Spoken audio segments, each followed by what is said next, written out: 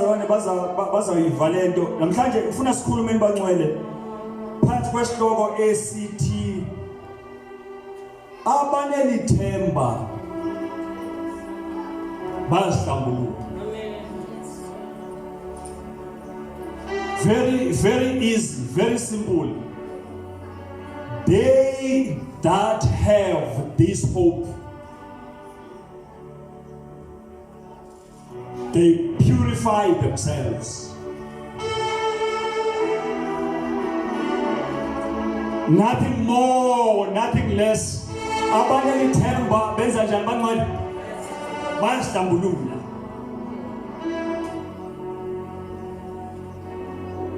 Akasifundeni izinkosi encwadini First John chapter number 3. Osifundelayo afunde uverse 1 to 3. First John chapter number 3. Ofundayo afunde from verse 1 to 3. Ivulelwa danke.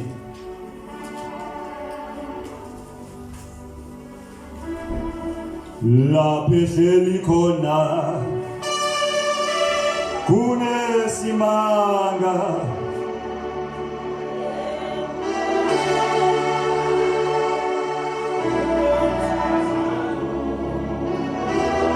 igama lakhe lisiphephelo sami diyamasi la pezeli kona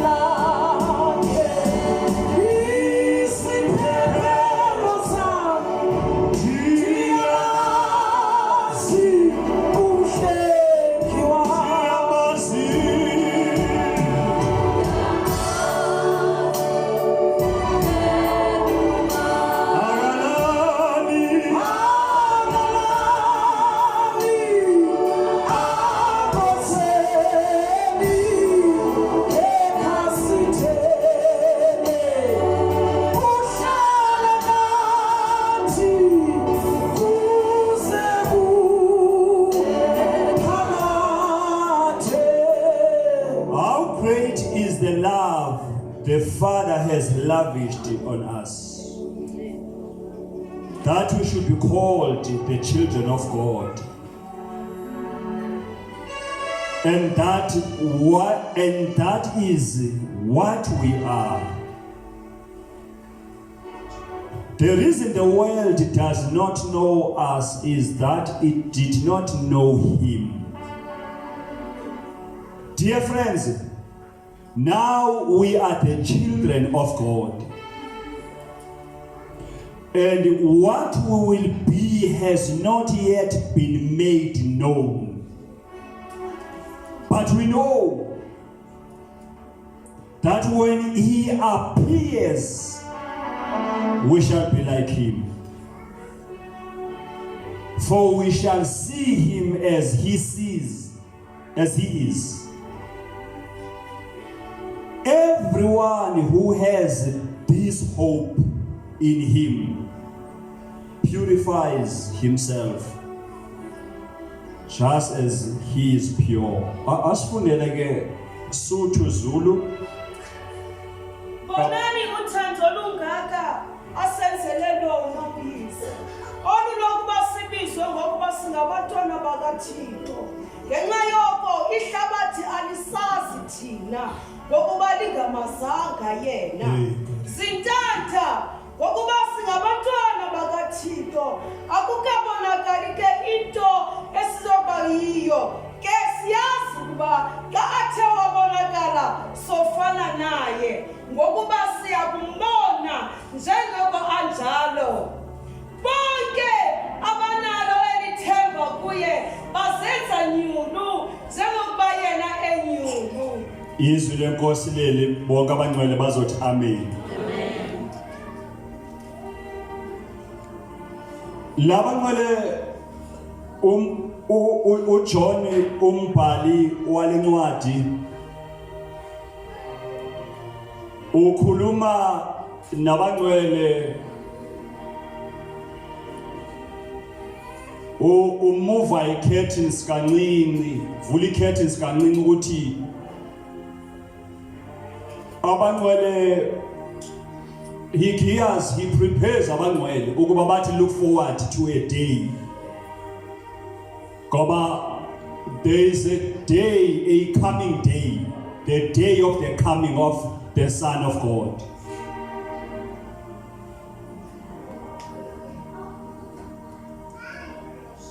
There is a day, a coming day, a day of the appearing of the Son of God. Jesus is coming back. Biblical into yokubuya kaKristu, we're going to prove ezweni ukuthi uya uKristu. Now kule ndawo esifunda kuyo izwi lenkosi lithi bonani uthando olungakanani olokuba sibizwe ngokuba singabantwana. Kube khona indawo ethi and that is what we are. Singabantwana, we are God's children. Bathi le into siyiyo lonto leyo singabantwana bakaNkulunkulu, we are God's children. Iya overemphasize lonto apho ukuthi ukuba ngabantwana singabantwana. I-identity yethu leyo being God's children, ukuba ngabantwana bakaNkulunkulu, i-identity yethu leyo. And important identity ukuzazi ukuba who we are is important. It is important in life ukuba sizazi who we are.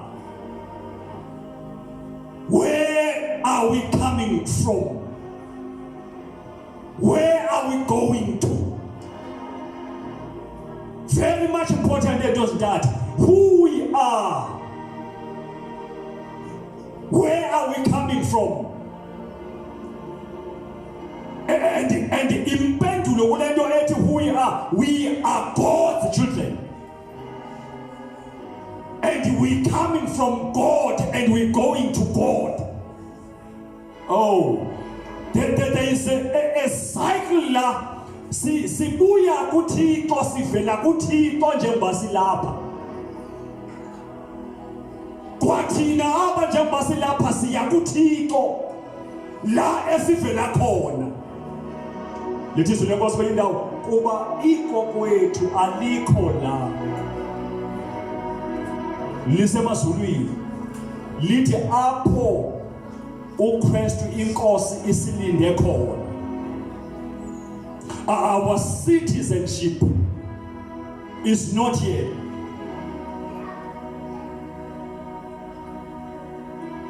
Bona uthando olungaka nibizwe ukuba ningabantwana bakaThixo. Qhubeke ithi ke izwe alisazi ngokuba alimazanga yena. Oh God. Ibe seyiqhubeka ithi sintanda. Now we are children of God. And what we will be has not yet been made known.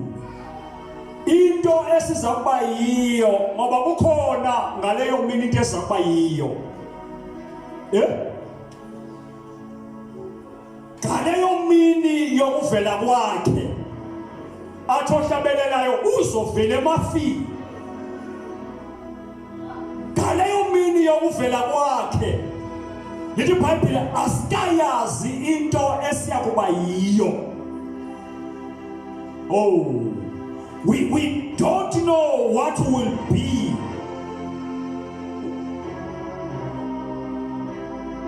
But when he appears, we will be like him. Oh, album kama lenkosi.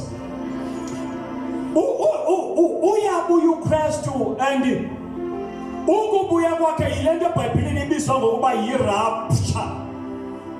yi-second coming yakhe. It is called i-second coming ibizwa ngoba yi-second coming ngoba wayeke wayeza ngaphambili. He came before. Manje uyabuya uzolanda ibandla lakhe, akabuyi njengomsindisi, wake wafike kumsindisi. Kodwa uyabuya njengomehluleli this time around. Ningakhohlwa ngithe ngithi indaba yami abanelithemba bazenza nyufu. Abanethemba lokubuya kwakhe, those who have hope in the coming of the Lord. Ngoba uyabuya uJesu, mhlobo zami. Isezwini lelo yokubuya kwakhe. Lithi iBhayibheli ke, what will be has not yet been made known. Asiyazi into esakubayiyo, kodwa what we know ukuba uma ebonakala siyofana naye. Siyofana naye ukuma ebonakala. For we shall see him ngoba sizombona. Kubani lo esikhuluma ngaye la sesishilo ukuthi yindodana yomuntu uJesu. What is the meaning? Yalento ethi when he shall appear. The meaning behind that is that iBhayibheli likhuluma nge-second coming yakhe noma i-rapture. Angibonge igama lenkosi. When is this time? Njengoba sithi uyabuya usemnyango wezulu. When is this time? When you read incwadi kaMatthew chapter number 24 verse 36, uJesu ukhuluma nabafundi bakhe bathi kuye, when are the times of the end of the age? Ngoba siyakuzwa ukhuluma ngensuku zokugcina. Nkosi zinini na ezo nsuku? Uthi kuye kuba abafundi bakhe, nobody knows, akekho umuntu owaziyo. Not even the angels of heaven. Ati not even the Son. Ati naye ngamanye amazwi akalazi ixesha. Funda Matthew chapter number 24 from 36. Kepha lolo suku nalelo hora akakho owazi lutho ngalo. Kepha lelo suku, that day, and that hour, no one knows about it.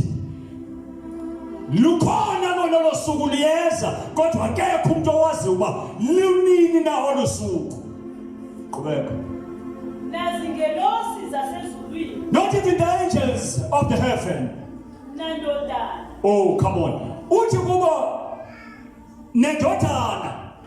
Ngamanye amazwi nami uqobo ndibuJesu, I don't know the day and the hour. Qhubeka. Ubaba kuphela. The Father only. Kuba sekuba khona abantu abakhonza ingathi bayazi ukuthi inkosi yobuya nini. Kube khona abantu abathebeselayo abakhonza njena. Uyabona kubo ukukhonza it's a leisure. It's a I don't know, it's a hobby.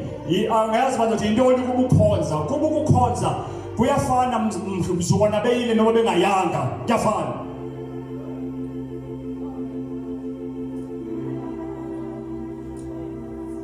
If we knew ukuba uKristu uyabuya, if lento was internalized ukuthi uma we would go to bed sivuka kuseni nalento internalized ukuthi ngenye imini uyabuya lo esimkhonzayo.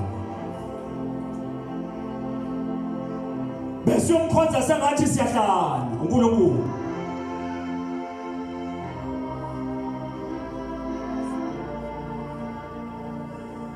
Matthew chapter number 25 and 26 udila ngalento yokubuya kaKristu, because when you read chapter number 26 njengoba ufuna 25 chapter 26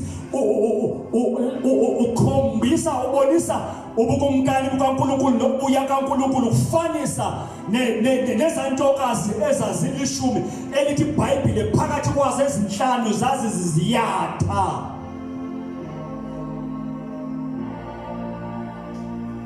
And when you look at ebandleni namhlanje uvela ubone uThixo semkhonza sengathi zezantombi ezinhlanu ezaziziyatha. Njengoba khona ezinhlanu ezahlakaniphile khona ezinhlanu ezaziziyatha. Ibandla lanamhlanje is a typical example of ezantombi ezinhlanu ezaziziyatha.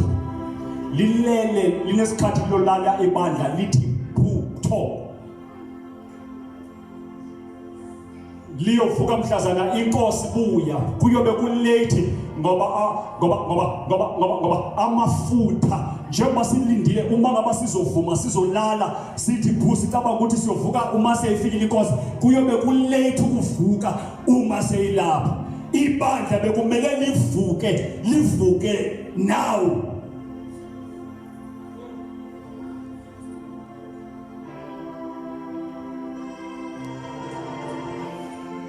Yebazana masukhuze umhlolo pheka kwalunga uba sibe luhlobo lebandla ihlobo lebandla elizwisa uNkulunkulu elikhonza uNkulunkulu ngoba kumnandi sinohlobo labantu okuba mnandi ukukhonza uNkulunkulu because izinto zimnandi when the going is getting tough abazalwane begins to put their legs bayazihuka inyawo.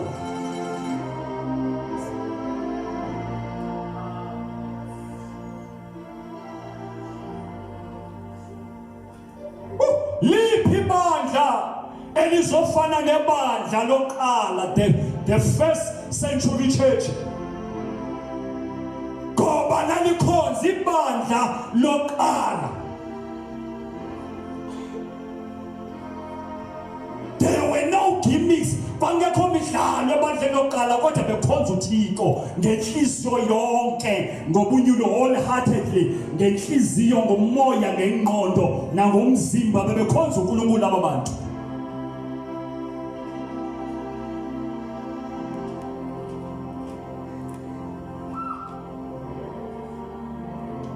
uJesu uyabuya because uma ufunda incwadi kaJohn chapter number 14 verse 1 to 3 lithi izwi lenkosi uJesu ukhuluma nabafundi bakhe uthi kubo ndiyahamba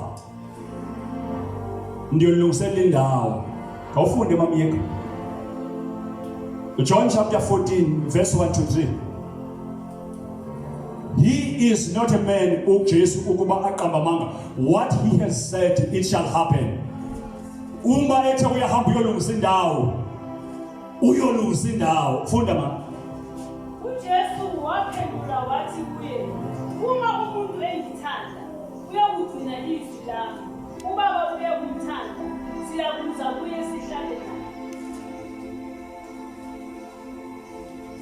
ongangithandiyo John 14 verse 1 to 3. inhliziyo yenu mayingakhathazeki. Yes. Kholwani uNkulunkulu nikholwe nayimi.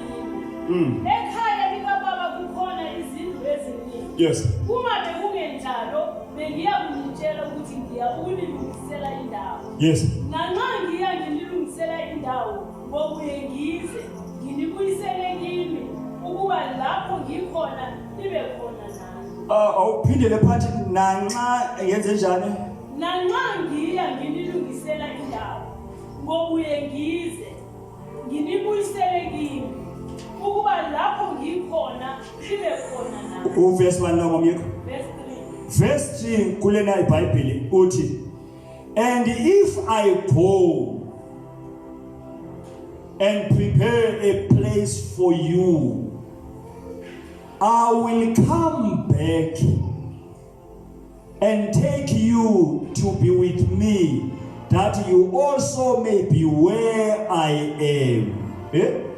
I will come back, take you with me.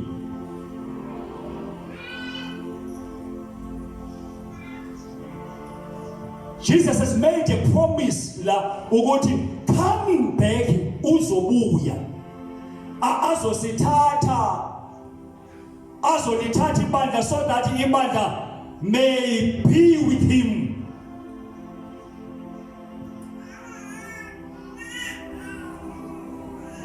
But the question is, when is this going to happen? Nobody knows. Funda, 1 Thessalonians chapter 4, verse 16 to 18. Says this of 1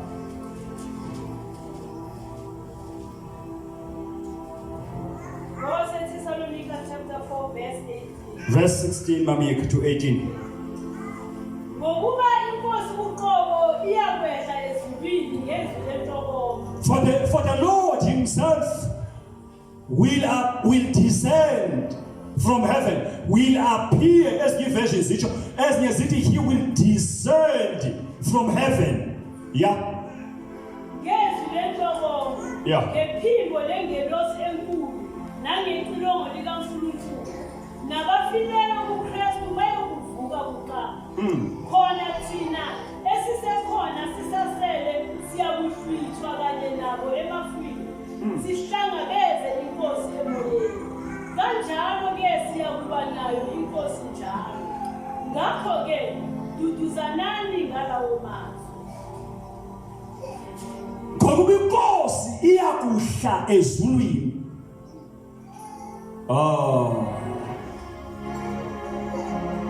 Sadule thina abaphilayo ukuvuka. To caught up and join the Lord in the sky. Ngoba kuyobe kuvuka nabe befile bekholwa ukuyihlangabeza inkosi. Ukubuya iyabuya inkosi, yabuya ibandla. Lithi izwi lenkosi kanjalo masithuduzane ngalo mazwi. Ukuthi mntasekhaya yabuya inkosi. Nganikezeli noba ungabanzima kangakanani noba ngabahlungu kangakanani, inkosi yabuya. Ngoba ayikho into eyakuba buhlungu njengokuba uhlupheke uyikhonze inkosi iminyaka, udinwe ukhathale uyeke ngenxa yezimo ulahle. Ayikho into eyakuba buhlungu ngoba ukhonze iminyaka ngenxa yezimo ulahle ube nawe sewuyalahlwa emva kwayo yonke iminyaka oyichithile empilweni yakho. Ngoba when you give up, when you throw away, uma unikezela umulahla, nawe uyolahlwa ngemini yokubuya kwenkosi.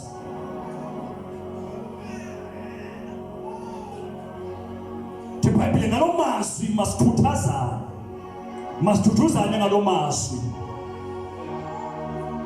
Ukuthi usuhambe ibanga elide njengohleli la, uzobambelele, usulwe ipi eziningi, and ngenxa yalonto you can't give up now.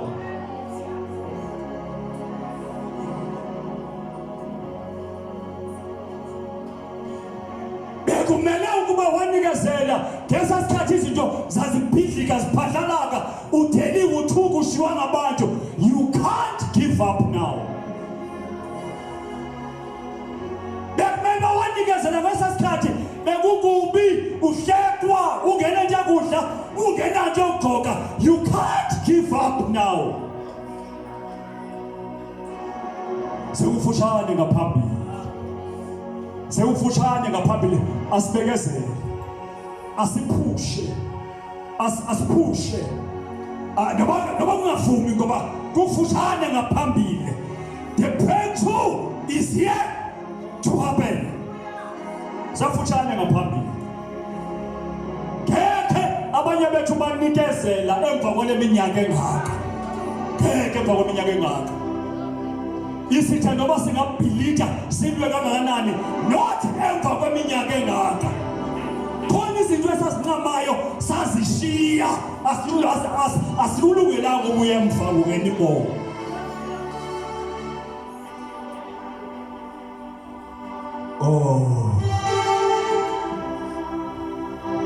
Agesifaleni ngalamazwi. What do we then do in the meantime? Njengenkosi ikabuyi silindile ukubuya kwayo. senza ntoni? Number 1. Funda 1 John chapter number 2 verse 28, Mamik. I want to highlight into that.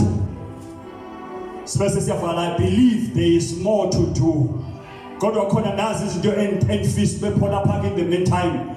Sizenze while sisilinde ukubuya kwenkosi ingekabuyi. Funda ke Mamika 1 John 2 verse 28.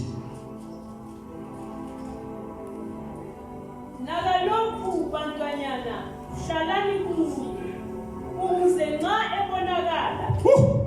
Hlalani kuye. Continue. Listen up, yes. Let continue in him.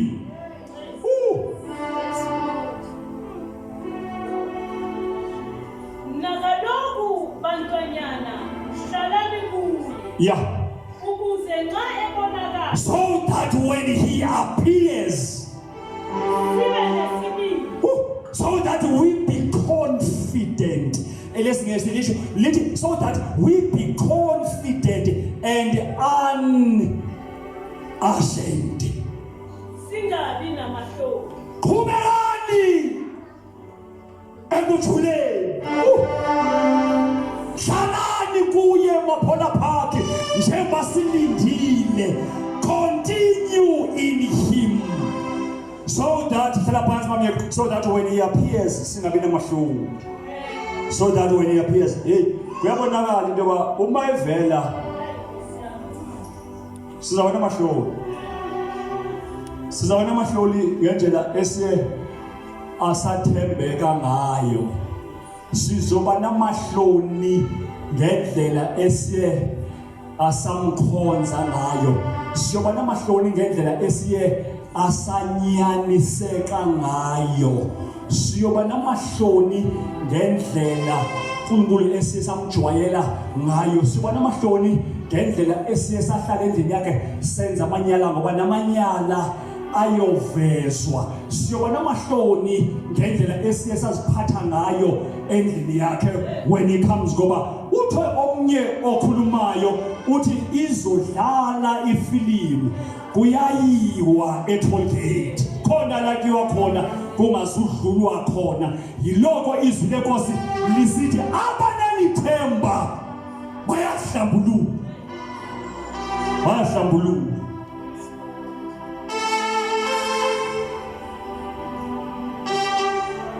Oh, continue in him. Number 2, keep watch. Funda Matthew 25 verse 13. Matthew 25 Mamuyika verse 13. Still, whilst we waiting the second coming of the Lord, into eqala efamba siyenze njengebandla is to continue in him. Number 2, into efamba siyenze njengebandla, it is to keep watch. Funda ba. Ngakho lindani ngokuba anilwazi usuku nemini. Bible lesson yasilithi yona keep watch. Lindani, keep watch. Because you don't know the hour, the day, the hour, the minute. Keep watch.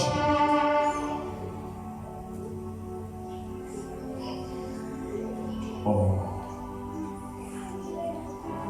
Nkulunkulu masincede njengebandla that we rise and take the position. We watch as the watchmen. We keep watch. Siyalala lileli bandla madoda, leli bandla.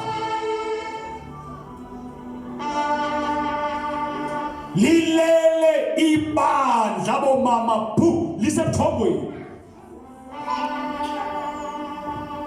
Uma belingalelanga ibandla bengamelanga ubani njena. Ebandleni bekumele ukuba khona izibonakaliso, the manifestations. Ebandleni bekumele ukuba khona imanga, imihlola, signs and wonders. Ibandla has shifted. Alikho labafama likhona khona. Ibandla is not visible. Ibandla is not making impact. Ibandla is not making the influence in the community where we are. Oh, come on. Ibandla bekumane ibandla is making the impact la kule community.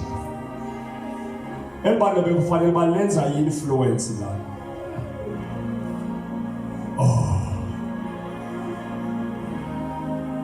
Bengikhuluma no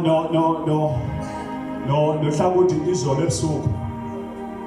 Ngithi I remember vividly one Sunday ngishumana lento kule ndawo.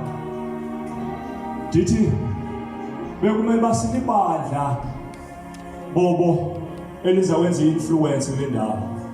Ibandla elizawuthenga ibhola, soccer balls, rugby balls, ikiti lithengele iteam zale ndawo.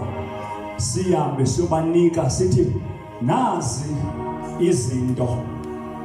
Hambani niyokwenza isport ngoba bazophuma aba bafana kwezi zinto ezibabambileyo zama drugs, kwezi zinto ezibabambileyo ama criminal activities. Uma be involved kwi-sport befamba siza kwenza lonto. Yabona ngithela nonyana kathi lo ngosikhonzayo na uphila emva kwesikhonzayo ndithi awuyanga ebholini uthandiyanga wayithanda ibhola uthandiyanga ndithi why uthazikho iclub utsho ngoku uphila ngosikhonzayo man nyuwan sehlapha.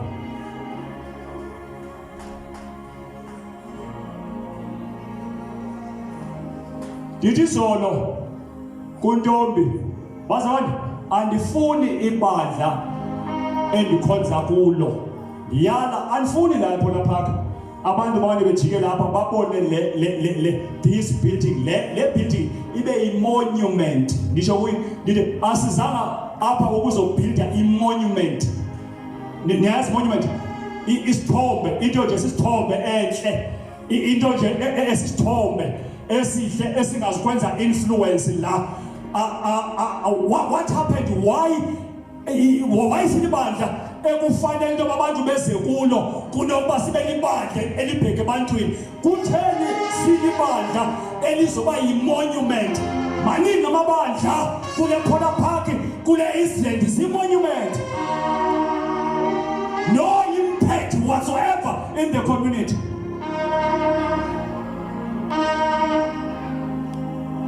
Oh.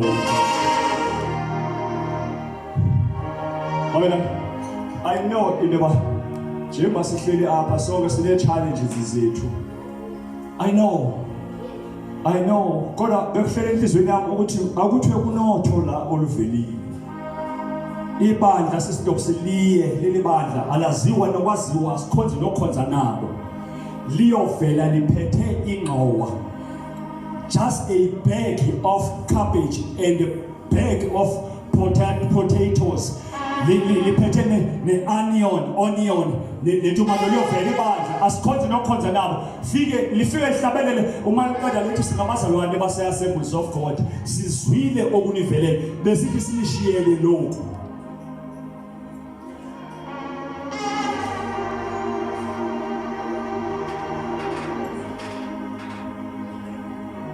Fike bathi abazalwane besithi sinishiyele lokhu sithi kunijujuyini inkosi yathanda.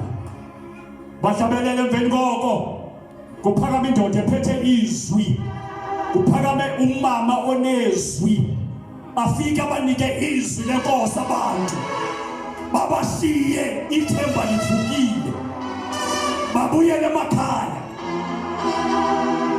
babayeke emveni koko. They have made the mark.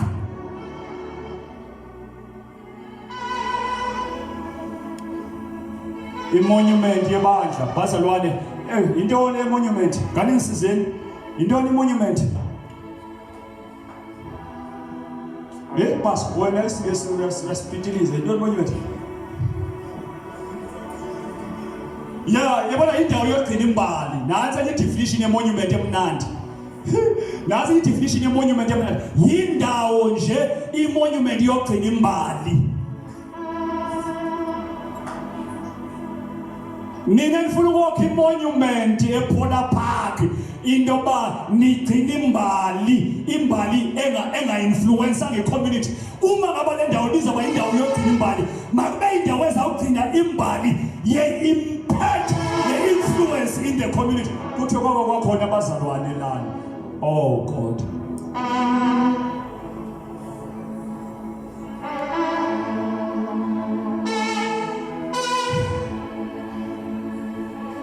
Ithi phandle ngizawubiza i-meeting ne-leadership ngibaxelele ukuba the time is now. I-influence kule community funeke siyenzile. The time is too long sila. The time is too long sihleli apha kule building, but umsebenzi esiwenzile kule community awukho. What have we done kule community uThixo asivuse kuyo? Zilch akho, nothing.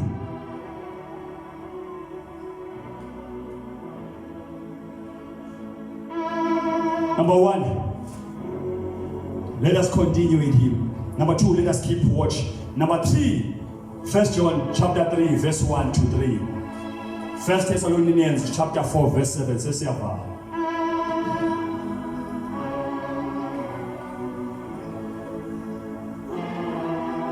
Oh, funda thakase omnye wafunde 1 John chapter 3 verse 1 to 3, omnye afunde 1 Thessalonians chapter 4 verse 7. Bekaluthando lungaka. Yeah. Asinike lona kubaba. Lokuba sithiwe singabantwana bakaNkulunkulu. Futhi siyibo. Ngalokho ngiyayithanda le nto madoda. Hey, lo mbhali uthi bekaluthando lungaka basibizo ngoba singabantwana bakaNkulunkulu. Abe ngathi uyakhayisa mamika mayifika lo part.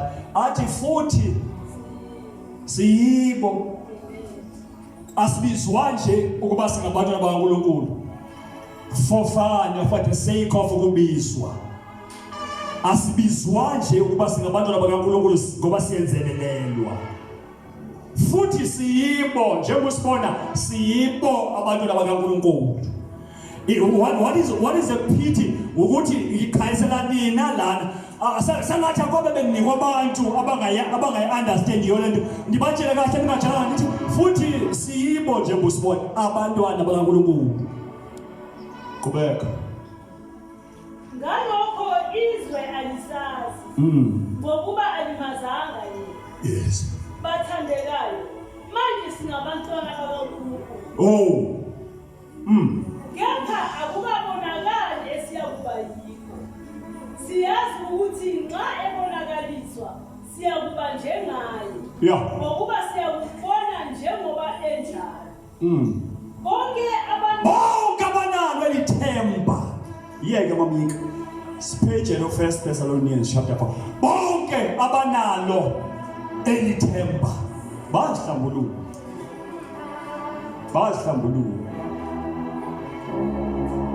Abahlali benyukunyuku abanalo elithemba. Afunde 1 Thessalonians leyana sibese siyathandaza. 1 Thessalonians chapter 4. Yes. Ngokuba uNkulunkulu kasibizelanga amanyala. Oh. Kepha wasibizele uNgcwele. Bonke abanalo elithemba bayahlambulula abangcwele, bayahlambulula. Why? Because uNkulunkulu akasibizelanga amanyala. uNkulunkulu akasibizelanga amanyala, sibizele ebungcweleni. Thizile Nkosi kwenye indawo, be ye holy for I am holy. There is no negotiations when it comes to that. It's a command. Yibani ngcwele ngoba ngingcwele. It's a command.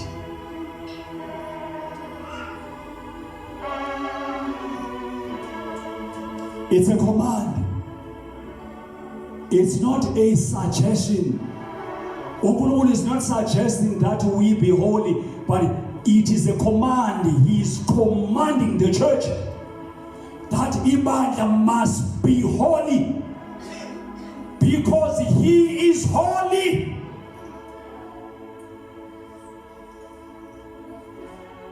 siba holy ngisho kwi-inbox zethu zika-Facebook, siba holy ngisho ko-WhatsApp bethu, siba holy kuyo yonke indawo. Be holy.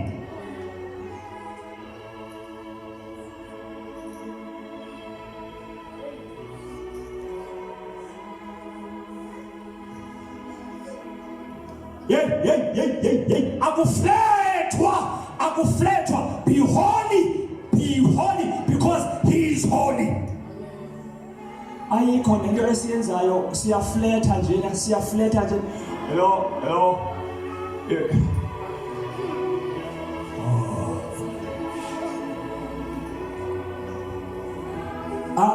Akukho nto esiyenzayo. He loves me. Akukho nto esiyenzayo. We just the friends.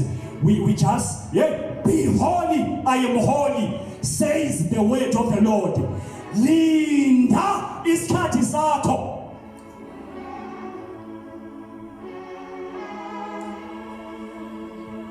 Now I don't know ke le yamadoda wona chatile namakhosikazi achatileyo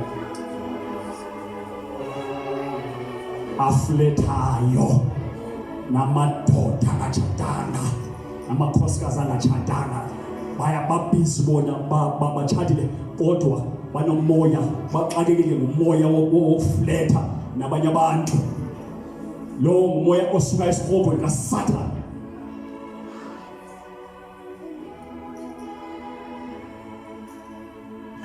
Badinga i-deliverance enzima, badinga i-deliverance. Aba bantu badinga umoya kaNkulunkulu wamandla ozawubreaka ukhashe ukhawule lo moya, bakhululeke ngoba babotshiwe. Le mikhuba abayenzi ngoba bethanda, bayenza ngoba babotshiwe. Kodwa namhlanje ngizomemezela izwi lenkosi elithi Abaneli themba bazenza nyulo. Bona themselves, bona bazenza nyulu. They purify themselves. They are not purified by the church. They are not purified by the prophet odlulayo. They are not purified by an apostle. They are not purified by an evangelist. Kodwa bona themselves bayazihlanza.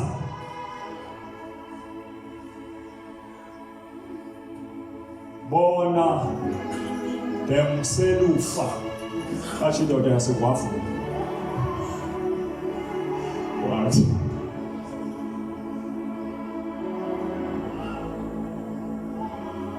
Abaneli themba bayazihlambulula bahlali izinto ezingehlanga kodwa baye bantwini. Yini ilula kangaka le nto yozihlambulula? Ilula into yokuzihlambulula. Uya e-Eden Park, uthatha itaxi uya e-Eden Park ugibele uye ku-anti ufike uyohlala naye phansi uthi mama ndilimele. Ibandla aliyazi yonke loo nto leyo, nomfundisi akayazi yonke, unamuntu uyaziyo. Uyotshela mama ndilimele, ngicela thandaza nami ndilimele, ndizohlambuluka, ndilimele ndihlangene nomfana endleleni, ngilimele ngiqomile, ngilimela ngazi ba kwenzeke kanjani bekutheni, ngisize mama thandaza nami njengamanje. Ukhuluma inhliziyo athandaze nawe ube so uyayidlulisa lo chapter. Awuyenze manje kalikho ibandla usethi park kwamama ukhumalo yino babili endlini ngakho omnye umuntu uthi nizohlambuluka. Alibabe khona lenkosi. Abaneli themba bazihlambulula. Abahambi abaneli themba belimele. Ngoba nabo bebawuhlabelela umoya othi hlanza inhliziyo yami. Ngeke basize lokho bengayami uhlambuluka. Uqale uhlambuluke ube sokuyohlabela umhlabelelo othi hlanza inhliziyo yami, susa amabala abese yasuka amabala.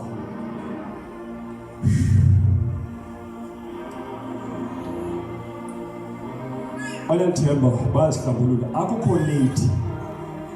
It is not late. Uba senihambe nami senifundile nandazi ndiyakholelwa entweni okokoko ethi it is never too late before God. Kholelwa kuloo nto leyo ngincethwa yiloo nto ukuthi I have an understanding yokuba it is never too late to God.